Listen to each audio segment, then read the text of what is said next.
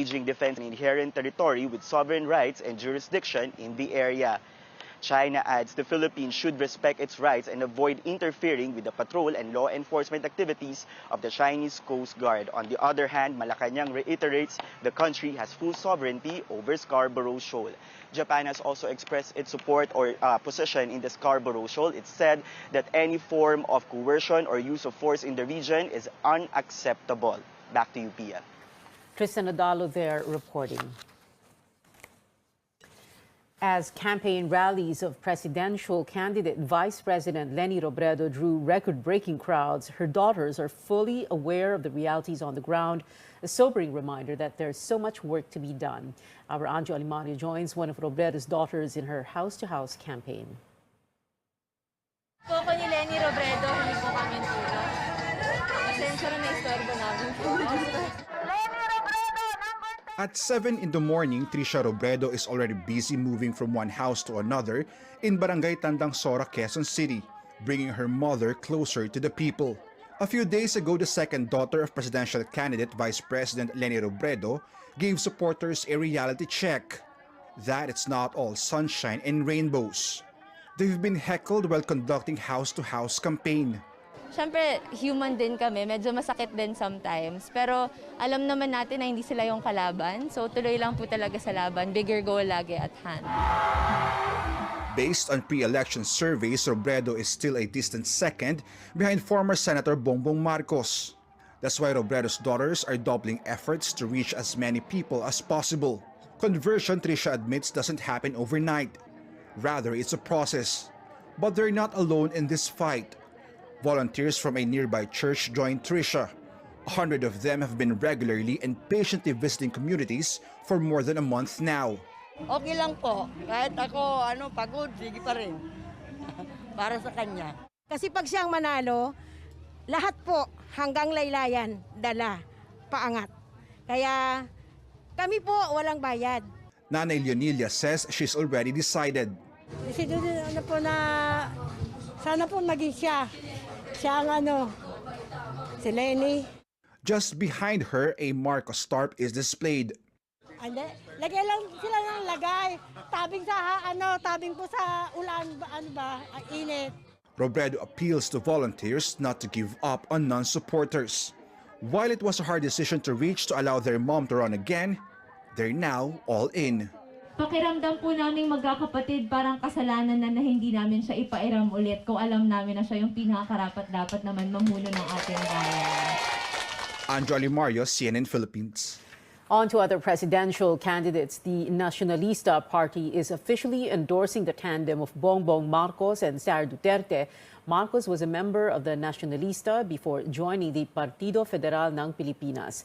The NP is led by businessman Manny Villar and his wife, Senator Cynthia Villar. Their son, former Public Works Secretary Mark Villar, is running on the Marcos-Duterte Senate slate. Manila Mayor Isko Moreno meeting with representatives of Elon Musk's company SpaceX. They discussed the Manila government's acquisition of the so-called Starlink internet broadband, which is the first for any city in Southeast Asia. Moreno plans to put up more than 1,000 satellites in almost 900 villages, more than 100 public schools, and in some hospitals and police stations. Senator Manny Pacquiao also met with SpaceX officials today. They discussed how foreign firms can now enter the country's internet technology market more easily through new amendments in the Public Service Act. Pacquiao previously met with SpaceX officials last January. Meanwhile, Pacquiao says he will be able to recover a bigger portion of the Marcos' ill-gotten wealth as president through his fame as a boxing icon. Pacquiao claims he will be able to persuade institutions that are supposedly keeping some of the family's assets to return them to the Philippine government. Pag pumupunta ako sa ibang bansa, kilala ako, di ba? So yun yung siguro isa sa mga advantage ko na as a international figure, re-respetuhin yung request natin at pakiusap natin para hanapin, halugugin lahat ng mga, di ba? Presidential candidate Bongbong Marcos could be criminally liable for money laundering. That statement coming from a former commissioner of the Presidential Commission on Good Government. Ruben Carranza says the former senator and his mother Imelda are co-administrators. of the estate left by the late dictator Ferdinand Marcos, and that the two are supposedly hiding ill-gotten assets. In 2003, the Supreme Court ruled that the wealth of Ferdinand and Imelda Marcos, in excess of their legal income of approximately $304,000, is presumed to be ill-gotten. That amount is now currently worth over 15 million pesos. The filing of an anti-money laundering complaint must be based on what's called a predicate offense. An offense in which you acquired assets that are ill-gotten that you then try to launder. No? Lalaban mo yan para maging malinis at maitago mo yung marumi niyang pinanggalingan. The predicate offense in this case is corruption. The predicate offense in this case is hoarding and hiding ill-gotten wealth, which is already a finding that's filed under the executory as from 2003. The Anti-Money Laundering Council of the Philippines can actually act on its own, motu proprio, or complainants can file complaints before the Anti-Money Laundering Council to investigate Marcos Jr. for money laundering. The Marcoses have yet to respond to CNN Philippines' request for comment.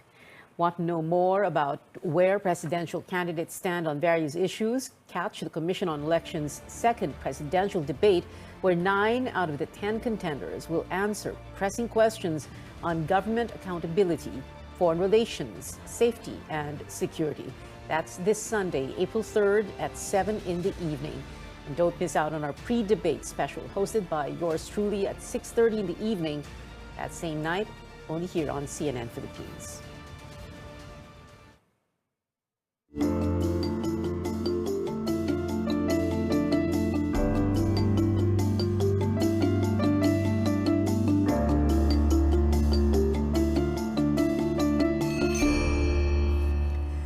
Apart from facing discrimination, people with disabilities and rare health conditions are sometimes neglected and left in the dark by health institutions. Stanley Gaheta sheds light on the situation of the sector on the sidelines. Parents and guardians provided consent and permission to CNN Philippines to share their stories of their children with special needs. Only a few Filipino children suffer from these rare diseases.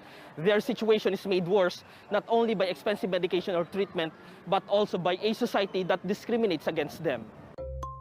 According to World Health Organization, about 10% of newborns have disabilities. In the Philippines, there are nearly 2,000 babies with Down syndrome per year. Jasmine's daughter Julia is one case. She also has congenital heart disease.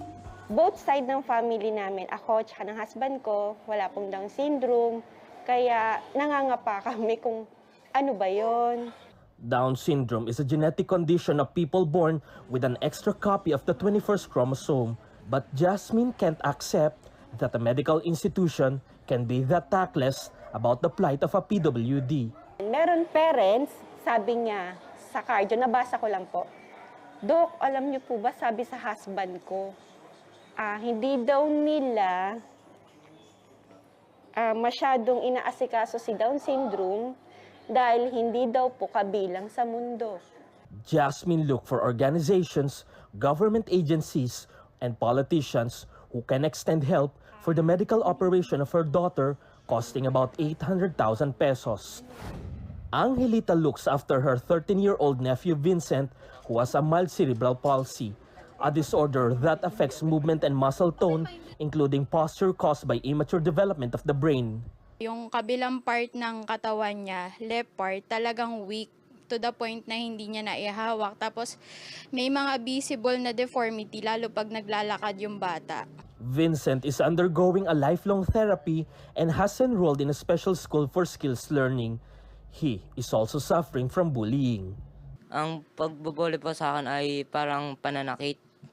At tapos, laging pinagsasalitaan ng masasama.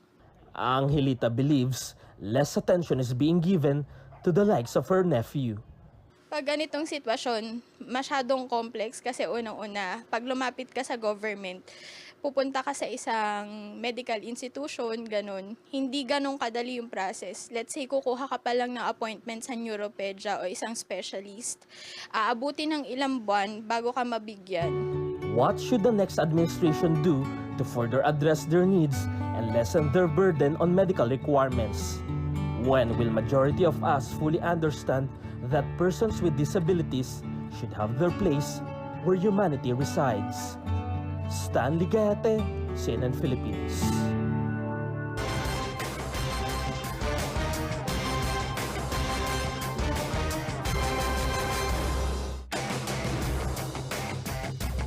Officials are taking things one step at a time amid the new normal.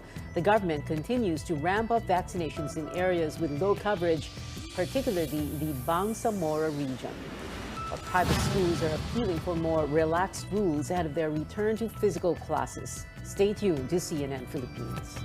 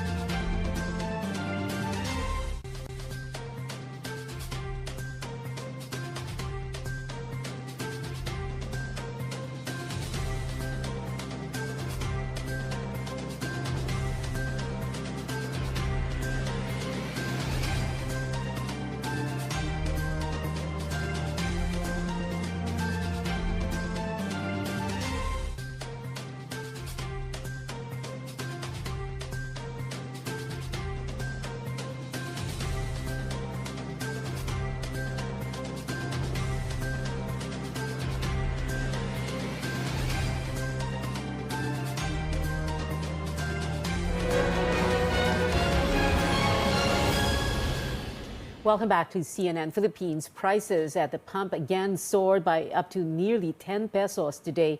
Chrissy Di Matulak reports some public transport drivers are taking more trips to make ends meet. Another beeline for motorists at this service station in Mandaluyong City to beat a new round of fuel price increase at 6 a.m. Motorists say they have no choice but to factor in unpredictable pump prices in their routines.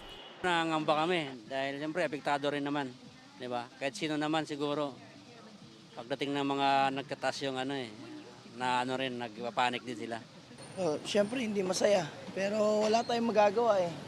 Kailangan natin mag-adjust. Kailangan umalis na maaga, alis na maaga para mabawi yung nawawalang pera dahil sa gas. In the new round of price increase, the public transport sector takes another hit since diesel is now more expensive than gasoline. Diesel now sells for 70 pesos per liter and gasoline at 69 pesos. While public utility drivers have been given a one-time fuel subsidy, they are hoping for a fair hike to cope with rising prices. Dapat sana itaas po nila kasi talagang mababa yung namin. Wala kami maiuwi, halos pamilya. Kahit wala na po yung ayuda, basta may taas lang yung pamasahe. Kahit hindi na magtaas, babaan na lang po ang presyo ng diesel. Oo, kasi makaka-accommodate yan lahat yan eh. Ma-afford namin lahat yan.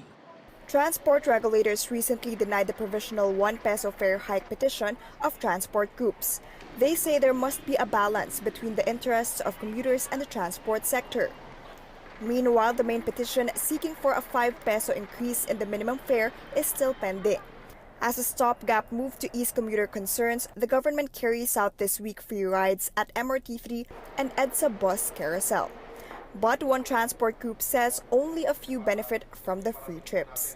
May libreng sakay, pero merong hindi kasama.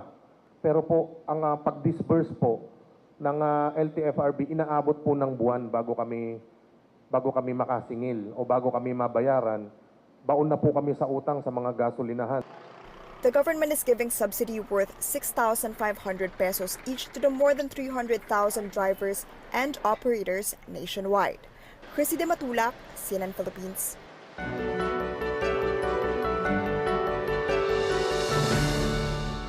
Health Undersecretary Maria Rosario Vergere says new cases may drop to as low as 70 per day next month. Vergere explains this is based on several factors, including vaccination rate, waning immunity of vaccines, and pre-pandemic level mobility. She says projections may change if other risk factors come into play, like potential new variants. Kung ano yung current mobility patterns at saka yung compliance to minimum public health standards at saka vaccinations natin ay pareho lang. By April 30, nationally, we will have daily cases of 70 hanggang 268. Pero kapag bumaba ang compliance, aabot ang ating national daily cases by 670.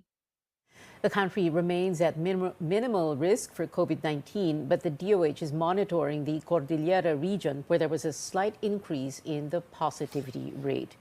Meanwhile, the Bangsamoro region still has the lowest vaccine coverage in the country. This prompted the government to conduct special vaccinations. But as Caroline Bonkin tells us, the region is still facing hurdles in inoculating people. The special COVID-19 vaccination days in the Bangsamoro region starts on Tuesday. But unlike in other regions, there are hardly inoculations in some areas we visited like Datu Odin Sinsuat and Cotabato City. Lack of manpower, financial and logistical resources slow down the immunization here.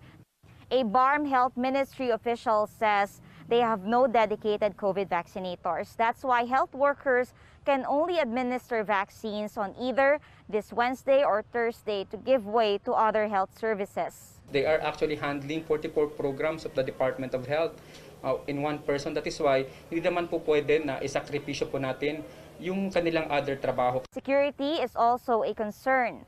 Some areas are not really going on an 8 to 5 vaccination. May mga lugar na very hard to reach areas na hindi ka pwede magabihan. Kasi these places are sometimes infested with yung mga lawless elements. Some have to travel 16 hours to reach far-flung areas. All BARM provinces have only vaccinated below half the target, with Lanao del Sur at the bottom, with only 21% coverage. Getting the right message to people, especially in remote areas, is a priority here. We've talked to some unvaccinated residents. Most of them don't want to go on camera, but many tell us they're afraid of the side effects they read on social media or hear from friends and neighbors. Natatakot lang, ma'am. Yung makukuha ko, baka makukuha akong sakit dyan sa bakuna. So, yung iba, nababalitaan po na may maraming namamatay. Yung mga kapitbahay namin, balitaan nila na may namamatay. By Raisa, her parents and 9 siblings are all unvaccinated. Despite explaining that no vaccine-related deaths have been reported in the Philippines, by Raisa says she will only get the shot if her siblings get it first or if it becomes a requirement for in-person classes.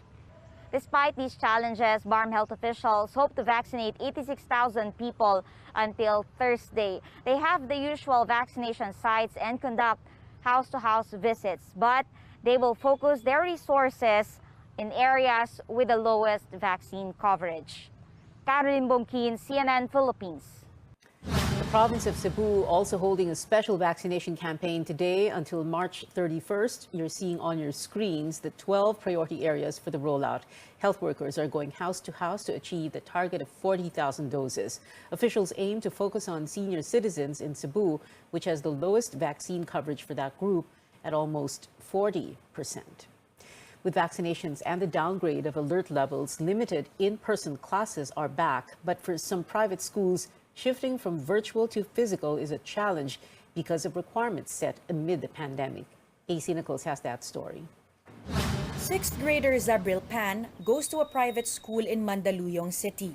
Classes are still fully online, but he cannot wait to attend in-person classes. Pag online class, mahirap focus kung naglalag yung teacher. Department of Education data shows only about 200 private schools have started face-to-face classes. A group of private schools hopes for an easier application process. As per guidelines, schools have to go through a validation process to hold in-person classes. The DepEd safety assessment tool lists requirements such as the installation of hand washing facilities, that teachers should be fully vaccinated. We need to submit everything first and it has to be checked. Ilan lang ba ang empleyado rin sa DepEd na that are also in charge of doing this, and considering that they also need to do other things, no, sa division and sa region. So I think it slows down the process.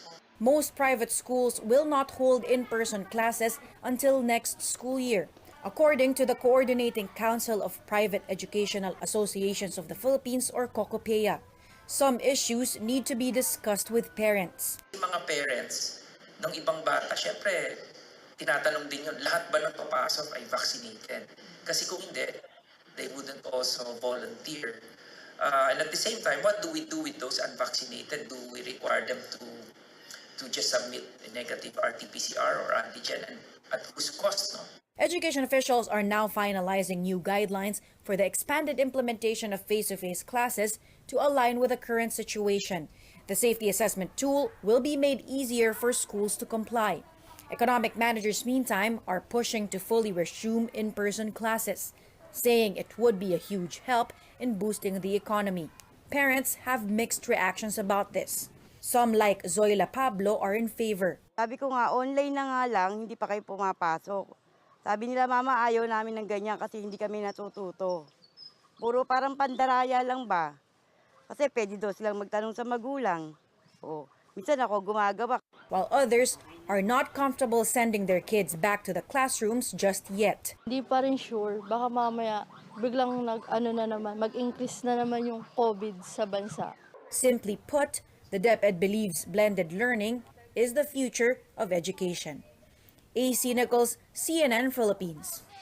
Coming up, Will Smith has apologized to the Academy, his fellow nominees, and now the comedian himself, whom the actor slapped at the Oscars. And grim news for BTS fans. Another member tests positive for COVID. Details after the break.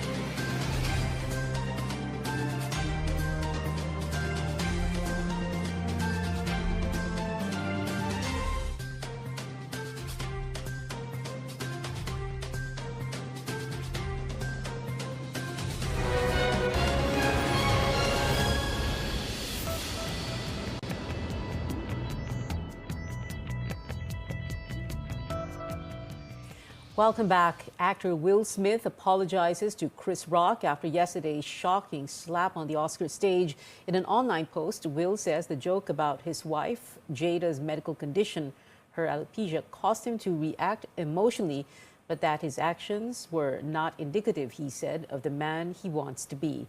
The Academy says it condemns what Will did, adding that it has begun a formal review of the incident where it will explore further action. K-pop updates now. Jungkook of BTS tests positive for COVID-19 upon arriving in Las Vegas for their Grammy gig. The group's agency says Jungkook has a mild sore throat and is being treated while in self-quarantine. All 7 BTS members have contracted the virus in the past 4 months. The chart-topping group is scheduled to perform at the Grammy Awards on Monday, Philippine time, but Jungkook's participation is still up in the air depending on COVID regulations in Las Vegas. Well, speaking of BTS, another group joins them and Super M as the only Korean artists to top the Billboard 200 albums chart. Stray Kids landed at #1 with their first ever entry on the list, Ordinary. They also had the highest pure album sales in the US this year at 103,000 copies. Well, speaking of milestones, Taylor Swift is adding another honor to the list, this time from New York University. NYU will award the singer with an honorary doctorate of fine arts at the class of 2022's graduation ceremony on May 18th. Swift will also deliver the commencement address. This is not the first time the university recognized Swift's influence. NYU has offered a course on her work. And that is it for now. Join me again on Politics as Usual from 8 to 9 p.m. tonight. I'm Pia Hontiveros for Newsnight, where we go above and beyond the headlines.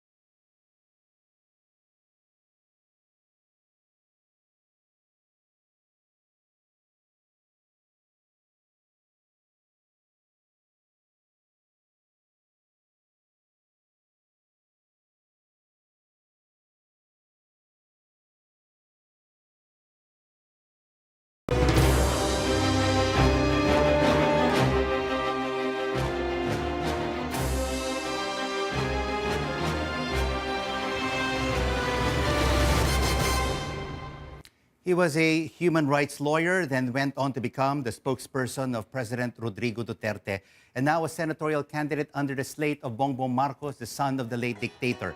Harry Roque joins us live as we get up close on his plans and platforms, as well as his stand on issues. Harry, great to have you with us on The Final Word. First of all, let's talk about jobs, employment, rising prices of fuel and basic commodities. If you are voted into the Senate, one of the 12, what will you do in terms of legislation to jumpstart the economy and create more jobs? Well, you see, it's unfortunate that we have a confluence of very unfortunate events. No? You still have many provinces that still have to recover from Typhoon Odette, and then you have the pandemic, as well as a conflict in Europe that has caused prices of everything to go up. Naturally, government should use the national budget as an instrument to promote jobs, as well as to control inflation. No? I think the government is doing the correct thing right now. They're giving ayuda to the poorest of the poor, as well as giving gasoline subsidies to farmers and fisher folk. Is the ayuda of 200 pesos sufficient, or is it right to raise it to 500 pesos? The president ordered rightfully that it be raised to 500. I wish it could be more, but as you know, you can't spend money that you don't have unless you resort to borrowing again. But so I agree with the move of the president to defy the advice of his economic team and actually gave more than double than what was advised. But Harry, there are also some allies of the president who are calling for a temporary suspension of the fuel excise tax. So it will impact more Filipino people rather than targeted subsidies and dole-outs. Do you think that we should suspend it? Well, I see the wisdom in not suspending it right now, because in the first place, the ayuda is also made possible because of the excise tax. And I would like to stress that excise tax actually taxes everyone, including those that use the gasoline. No? So I think to forgo with the excise tax will only benefit those who can actually afford the higher prices of gasoline. And that's why that's a form of indirect taxation, but a lot which I think is more... critics are also saying, Harry, that with the subsidies and with these dole-outs, it also opens it up to corruption because it is distributed by government officials. There will always be problems, but government has to do something because it did not create a conflict in Europe. It just has to cushion the impact of the conflict, and hopefully it will not last long. No? But what I'm saying is, I think it's a right move, ayuda as well as subsidies. No?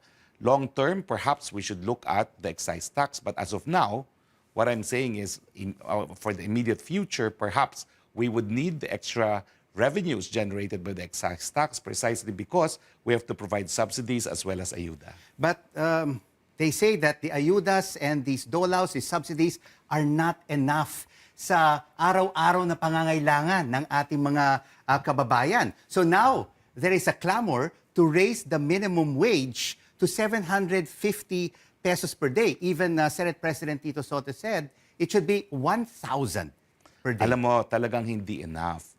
What we're trying to do is cushion. Bigyan ng konting, kumbaga, remedyo, no? It will never be enough. But, you know, we're hoping that the conflict in Europe, of course, will end soon. No? And that's why I have gone on record to say that because of the close friendship of the President to Vladimir Putin, and because of the effect on the Philippine economy as well as the worldwide economy, perhaps the President should be one of the peacemakers, no? Because we need this conflict to end, because that is ultimately the solution to inflation brought about by the conflict. No? So it's never enough, but government must do something.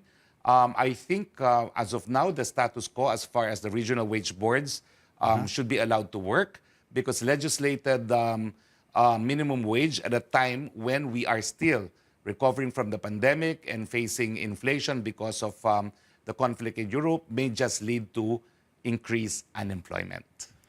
You talked about President Duterte wanting to be a mediator. Is he really serious about that? Mediating between President Putin, President Zelensky, and the West? He may not be, because it's my suggestion. I would want him to give it a shot. Why? Because he's one of the few friends, I think, right now of President Putin. No? And perhaps President Putin will listen to him. Why is he continuing to take a neutral stance against Russia when almost all the countries have said this has to stop? Well, as a matter of record, Rico, no, we voted in favor of the resolution That's condemning correct. the invasion as illegal, as in fact it is. But he's taking a neutral stand because in the past, when it's the West breaching international law, resorting to unilateral use of force, we don't get this kind of protest that we are hearing now against Russia. No? They invaded Iraq, and yet, despite the fact it was equally illegal under international law, there was some protestations, but not as loud as we have now. And I think the President's point is, while it is illegal, we need to understand also the motivations of Russia. I'm not justifying it, but in the mind of Russia, under international law, self-defense is a lawful instance when you resort to unilateral force. I think it's wrong, but they're thinking that if Ukraine becomes a member of NATO, then it becomes a threat to them. I reiterate that's wrong, because the definition of an armed attack for which we could use resort to self-defense is the sending of troops across international borders. No? But what can you do? That's how they feel about it. Let's get now to another issue, especially now during this campaign season, Harry, and this is about vote buying. There's been criticism on various camps that they're buying votes. They're paying for people to attend rallies in this province, in this city, here and there. If you become senator, how can we strengthen our laws on vote buying? I think all the laws are in existence. We need to improve the implementation, and that's So why be a is there job not of the enough executive. implementation? Why is there not enough enforcement if it's already strengthened in the laws? Well, I think the COMELEC should flex its muscles. They do have the authority to order the PNP and the AFP even, no, to implement our elections laws. No? So they should just do it. On another important issue right now is the fight, the war on drugs. Should it continue to adopt, the next administration, should it continue to adopt an ironclad, no-nonsense anti-drug policy, just like what President Duterte did? Well, I think even the United Nations, no, it is in the agenda.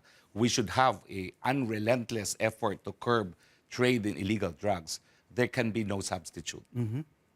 And of course, if you become senator this coming May 9th, what will be the first bill you will file when you sit in the Senate?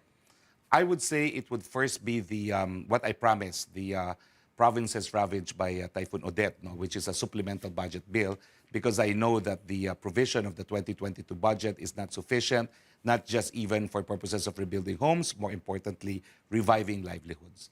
Then we would have to look at health, because that's my pet law when I was a congressman. I authored universal healthcare law, and I'm now convinced that the only way universal healthcare law will work is if we abolish PhilHealth, replace it with a National Health Service because it will achieve two things: get rid of the corrupt ones in PhilHealth, and number two, emphasize that universal health care is not the same as PhilHealth of the past. It is not just medical insurance. We will not rely on the premiums alone for benefits. We will use government funds to promote the right to So health. why wasn't it done in this administration? Well, I authored universal health care, and in my version, I wanted to abolish PhilHealth. Unfortunately, the author of the Senate version of the bill was Ralph Recto, who was also author of the PhilHealth law. So I think it was around March of 2019, when Congress was about to go on recess, I made a judgment call. I passed our version in the House as early as September of 2017. And March 2019, nothing was happening in the Senate. So I called a meeting in Malacanang. I was already spokesperson. And I agreed by way of compromise, okay, let's retain PhilHealth, but let's provide for accountabilities. Accountabilities which proved inefficient or not insufficient, because obviously no one has been fired from PhilHealth. We still have ghost claims, and we still have hospitals complaining that their valid claims have not been settled by the agency. So, Harry, it is clear what your legislative priorities will be if you become senator after May 9th. But there are also a lot of question marks why you joined the Marcos Duterte Senate slate, because you are known to be a human rights lawyer, anti-Marcos, a Marcos activist. So, why are you part now of the Marcos Duterte tandem? How do you reconcile the past of Marcos with your decision to join this tandem? Because the sin of the father is not the sin of the son. I made my due diligence. Bongbong Marcos has not been convicted of any crime involving graft and corruption. He has not been convicted, even accused of human rights violations. And there's been decisions in the U.S. pursuant to the Alien Tort Claims Act for human rights violations. And it is the Marcos himself, and of course, when he died, his estate that is being made to pay, but not Bongbong Marcos himself. But didn't you even consider his father's sins? His father being a dictator. Thousands were killed, tortured, and jailed. There were so many Marcos atrocities. And he was in the home of his father in Malacanang. Did that even cross your mind? It did, and I realized that he should not be made accountable for whatever his father did, in the same way that I will not be responsible for whatever my father did. What about the unpaid taxes of the Marcoses? The BIR is charging him more than 200 billion pesos. Shouldn't he be paying those taxes before he runs for president, or even before he's elected? There's a saying, there's only two certain things in life: death and taxes. Government has all the remedies if it wants to collect. Let government collect. All right. Here's another issue. I did a little bit of research on your background. You are a top debater, an award-winning debater. And you mentored and coached the UP College of Law moot teams that won in various international competitions, particularly those in Oxford, one of the best schools and debating clubs in the world. But the tandem that you support, Bongbong Marcos and Sara Duterte, do not even want to participate in any debates, just like what we had here on CNN Philippines. Why not you, as a top debater, coach them for them to join these debates, Well, Harry? I'm no longer a debate coach because I've ceased to become But you are an a top academic. debater. Yes, but number one, it's not my business to speak for them. You should ask them. The first and last time I agreed to be spokesperson was for President Duterte, and I'm sorry, I have no authority to speak either for Bongbong Marcos or for Inday Sara. They have spokesperson. So I think they should be the ones to answer on behalf of the principals. No? As far as I'm concerned, I join every forum, including this current forum, because I think it's important that people should know my legislative agenda, if only because I'm convinced that if they know my legislative agenda, they know that I can do more than dance. But shouldn't your candidate for president and vice president also be up on the stage with all the presidential candidates who have showed up in the presidential forums and also the vice presidential forums? Would you not advise them to join so that at least they can debate, they can rebut all the issues against them and not just be part of one-on-one interviews? Oh, what's interesting is they didn't ask for my opinion. I did not give Shouldn't my you be opinion. giving them your opinion, being a top debater? Not Harry? really, because I'm only an adopted candidate, no? So it's not my business. It's their lookout. They know that there may be ramifications, and they're willing to face the ramifications for their refusal to debate, no? But the point I'm making is, at the time of the internet, and precisely because we have mass media, if you want to know the platforms of candidate, you will, and not just through debates. And of course, yesterday we saw the PDP Laban Kusi Wing endorsing Bongbong Marcos for president. You were the former presidential spokesperson of Duterte. He hasn't said anything yet, but if you are inside his mind, will he still be anointing a presidential candidate, or will he just stay away or eventually go with the PDP Laban Kusi Wing? I'm Harry? so sorry. I'm no longer a spokesperson. I have But no you were authority. with him for many Despite years. that, I had an obligation to speak for him, but I ceased to have that obligation and right to do so. So I suggest you ask the president directly because I have no authority to speak for him. Well, Martin Andanar has said that the decision of the PDP Laban Kusi Wing is not necessarily the decision of President Duterte. Harry, we will take this short break and we'll continue our up-close conversation with Harry Roque right after this. And we'll also have updates on the COVID-19 situation overseas, with South Korea reaching 10 million cases in total.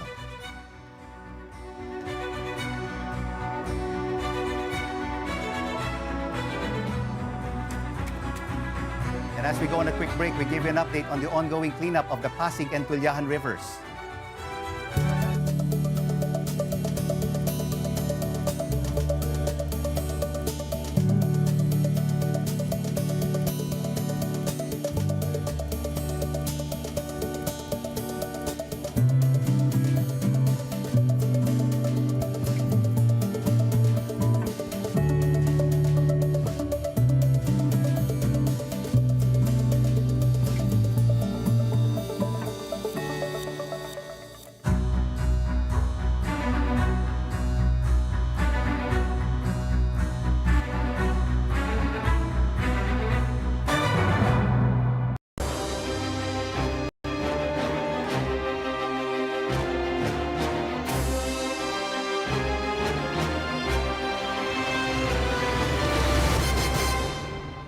This is the final word on CNN Philippines. Thanks for joining us. I'm Rico Hizon. Still with us tonight for an up-close conversation is senatorial candidate and former presidential spokesperson, Harry Roque. Harry, we have more questions for you, no? And particularly on social media, about your dancing on TikTok. There are pros and there are cons.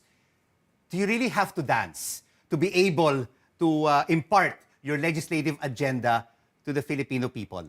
I think so, because people know that I was an associate professor of law at the UP College of Law, visiting scholar at National University of Singapore, an adjunct professor at American University. I have nothing to prove by way of capability as far as being a lawyer, being a legal scholar, and being a legislator is concerned. But because I was spokesperson for the longest time, and many people know me only as a spokesperson, they think I'm a very ferocious person, which actually affects my likability. So by dancing, I show them that I am not the ferocious person that you see who was presidential spokesperson. That's why I insist I will never be spokesperson for anyone again. And that's why I'm sorry I'm not able to answer many of your questions already. But Harry, this election is not about entertainment. It's about, serving the people, addressing their current issues, pandemic response, employment, jobs, food, power, protecting their rights. Of course, I address those two and I dance. And of course, the dancing captures the interest so that after my dancing, they listen to what I have to say. So, this is a gimmick, this entertainment, this singing. Will you also be singing? Is the next question. I don't have a voice for it, so I can't sing. But we're both communicators. And when there's about 13 or 14 people who will speak, and it's going to be worse because there's going to be local candidates beginning the 25th, you need to capture the attention of the people. And that's what I'm doing. It's part of improving communication between the audience and myself. And of course, people on the internet may not like it, but I can assure you, I always ask the audience, do you still want me to dance? And they all clamor for it, so I do. We are in the last 1 minute of our interview for this up-close conversation with you, Harry, and we will be asking you about 10 questions, yes or no, no explanation. Just give us your direct answer if it's a yes or a no. Should we repeal the oil deregulation law? Yes. Are you in favor of reviving the Bataan nuclear power plant? No. If you become senator, will you make it mandatory for yourself, the vice president, and members of Congress to reveal their statement of asset, liabilities, and net worth to the public?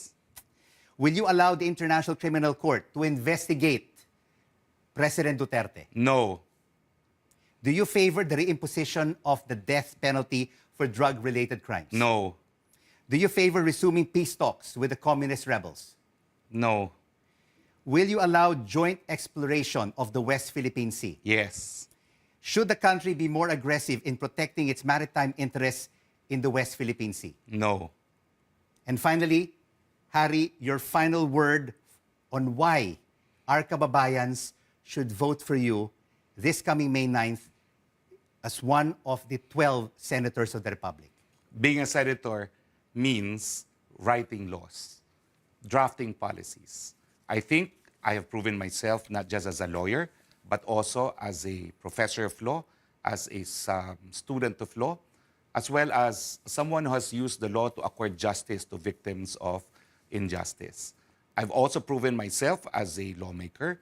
I was primary author of universal health care, free irrigation, free lunch for malnourished children, the AIDS law, and one of the proponents of the free college tuition for state universities and colleges. So I know the law, I use the law for justice, and I've used the law for policy that has provided genuine change in the Philippine society. That's more than enough reasons for the people to elect me into the Senate. Senatorial candidate Harry Roque, thank you so much for joining us on The Final Word. Thank you very much as well.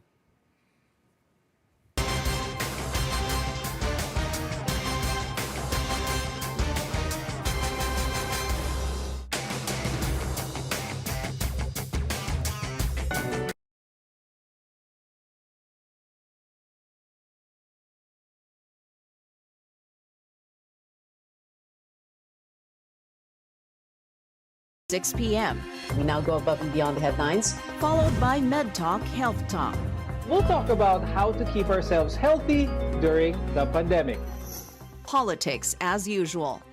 In this country, not everything really goes according to plan, and politics is as usual. Up close and more. Catch CNN Philippines Hour on DZKI-IRIGA. Weekdays, 6 to 7 p.m. Sa pagpili ng liderato, laging tatandaan, dapat nasa kanya lahat ng katangian na maka-Pilipinas. Taong may respeto sa buhay at pamilya, makabuluhan at matinoong pamumuhay. Siya yung makapagtataguyod ng kabutihang panlahat, di mangiiwan, makakasama ang lahat. Malinaw ang pananaw sa makabagong bukas, makatwiran at patas pakisama, at higit sa lahat, maka-Diyos siya dapat. Sa pagpili ng liderato, laging tatandaan, dapat nasa kanya lahat ng katangian, maka-Pilipinas, maka-Pilipinas. Gabayan ng Pilipinong bumoto ng responsable. Yan naman ang aming Panatang Maka-Pilipinas. Iboboto ko Maka-Pilipinas. Makabayan sa lupang sinilangan. Makataot may respeto sa buhay at pamilya. Siya ay makatwiran at patas makisama. Masigasig tumulong makaahon ang bawat isa. Makatarungan, makalingat, maalalahanin sa kapwa. Makakasama ang lahat, siya'y di mangiiwan. Siya ay makapagtataguyod ng kabutihang panlahat. Siya ay makabatas. Siya ay makatotoo. Siya ay may malinaw na pananaw para sa makabagong bukas. Higit sa lahat, siya ay maka-Diyos. Kaya't ayaw niya ng karahasan, siya'y makakapayapaan. Iboboto ko ang isang tao na makakalayaan. Isang leader na makakalikasan. Isang Pilipinong makabuluhan at matino ang pamumuhay. Sa isip, sa salita, at sa gawa. Gabayan ang Pilipinong bumoto ng responsable. Yan naman ang aming panata sa PPCRV. Hindi sa'yo yan. Hindi sa'yo yan. Maliit man o malaki, ang korupsyon ay korupsyon. Kapag hinayaan, sisirain nito ang kinabukasan ng bayan. Kaya maglakas loob sumigaw ng Hindi sa'yo yan! Hindi sa'yo yan! Hindi sa'yo yan! Hindi sa'yo yan! To report about corruption, please contact DOJ Action Center at dojAC@doj.gov.ph. CNN Philippines.